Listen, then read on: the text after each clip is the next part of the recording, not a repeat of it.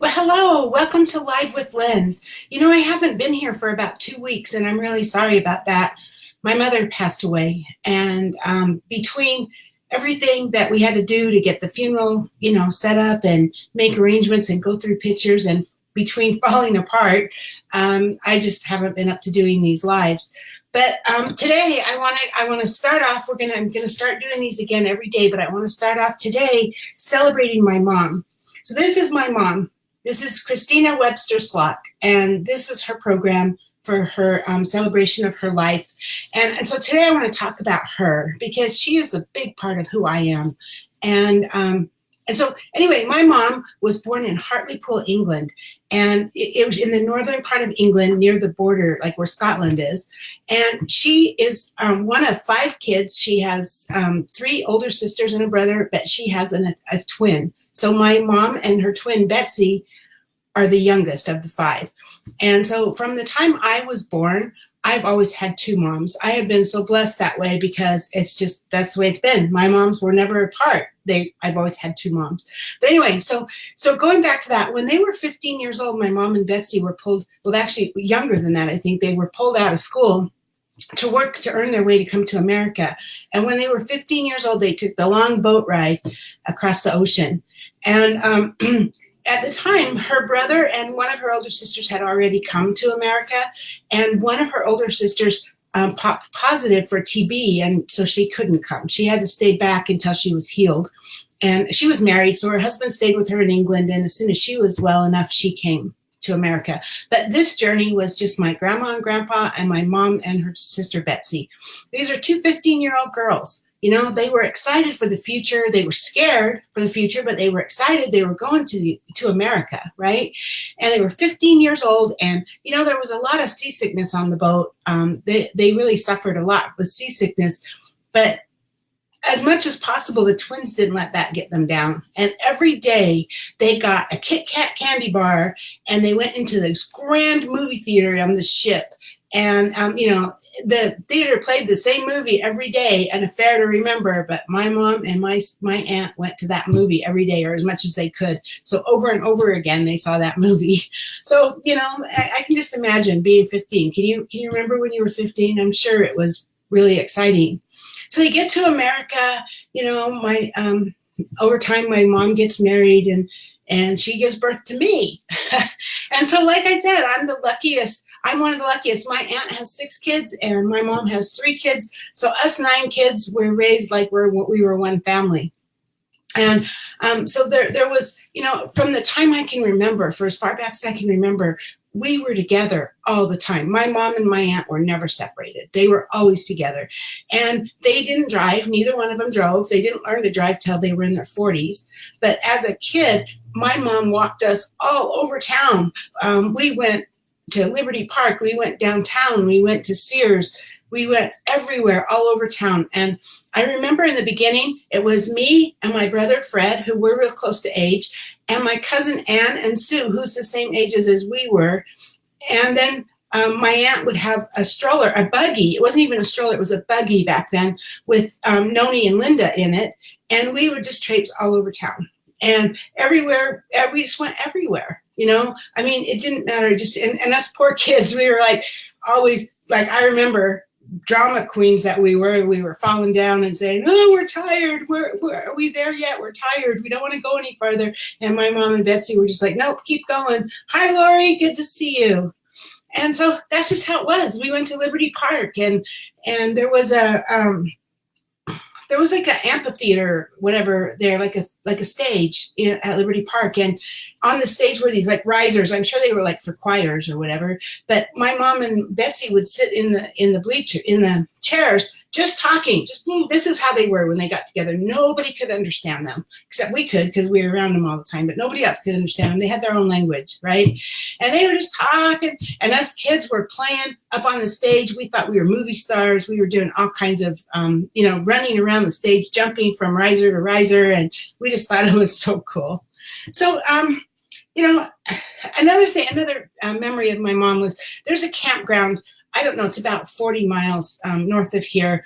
It's kind of near Lagoon. If you're familiar with Salt Lake at all, it's called Cherry Hill, and it's a campground, and they have a place for RVs, and they have a swimming pool, and there was cherry orchard. It was like in the middle of a cherry orchard. And so my mom and Betsy, that was their favorite place. They went camping. That's how they got away. They went to this campground, and it was so funny. They had a pup tent, a little pup tent like this, right? And then they brought their TV, and they paid for the utilities.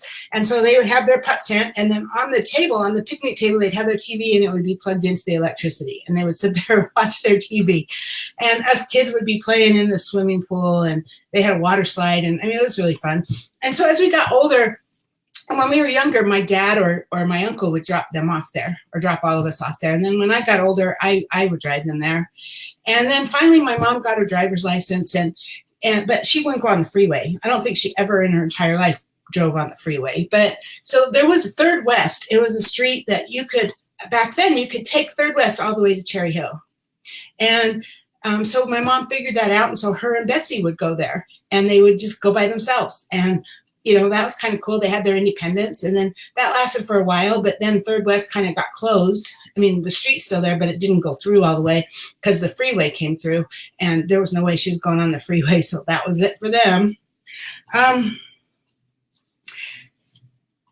My mom, she loved her house. When in the 80s, my mom got divorced. I think around, early 80s, she got divorced, and she was able to buy a house. We helped her. Hi, Erica.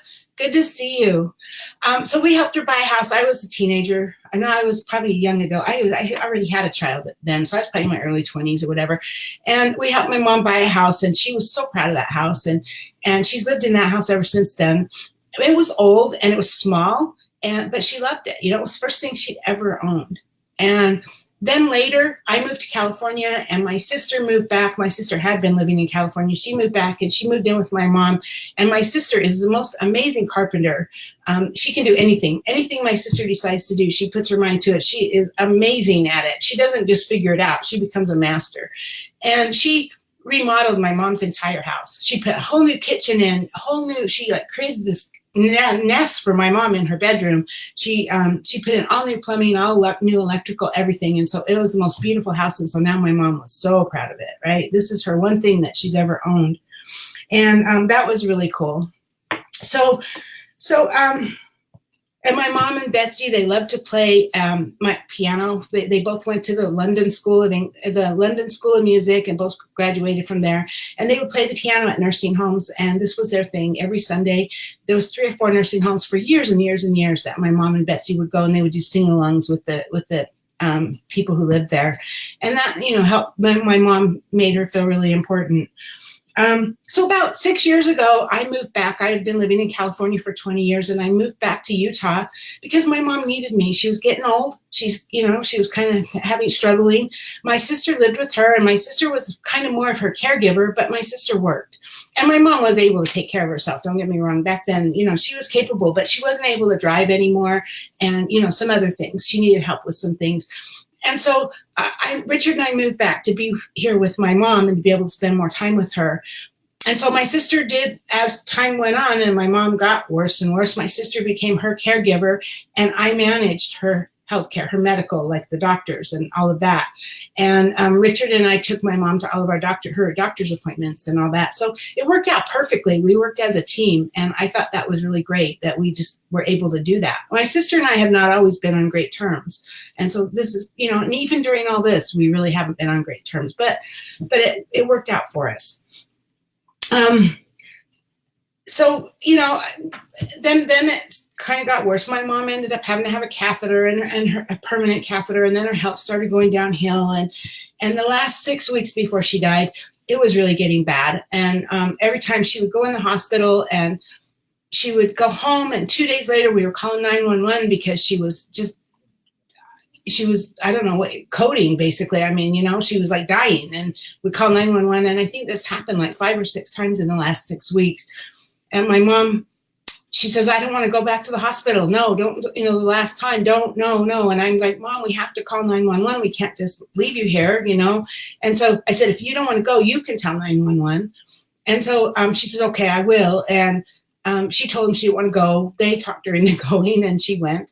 But the last time it was made clear, we signed papers and everything so that my mom could have what she wanted, so that if she went home and crashed again, we wouldn't have to go back to the hospital again.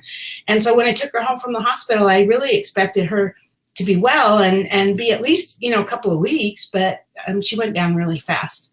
So during those last couple of days, I want to say, I've talked to a couple of my cousins. I mean, at the funeral, all of my cousins were there, and my mom and my aunt are the last ones to survive out of the siblings. And, a lot of my cousins aren't on speaking terms. They, their parents' death has pulled them apart. And that just makes me so sad. And I can't tell you how blessed I am that my mom's death brought us together. There was 4 days my mom was actively dying. I know that sounds really gross, but she was actively dying for 4 days. And my sister, my brother, and I, we were around her bed the entire time, and we were talking and we were working through things, and it brought us together in a way that we haven't been in years and years and years. And I am so happy about that because it did bring us together. And I know that my mom will be happy about that. So I'm sorry, I kind of rambled on forever, but that's the celebration of my mother. She was an amazing lady. I am so going to miss her. I really am. I'm going to miss her so bad. And I still, I called her twice a day. I saw her 3 or 4 times a week to take her to doctor's appointments, but I called her twice a day. And every day when those times come, I just panic because she's not there to call. But, I'm sure that you probably have dealt with death in your family. If you're around my age, you probably already dealt with the death of a parent, or maybe you will be, or you've had other people die in your family. So tell me your stories. Tell me how amazing your person was. And, get down below. I would love to hear it. Okay. So share your stories with me. And thanks for putting up with me today. And, this is it. I've gone through this. I'm now ready to get back to work. And I will be back every day with my Live with Lynn. So thanks for being here. Thanks, Erica and Lori, for being live with me on this. And I will see you all tomorrow. Bye-bye.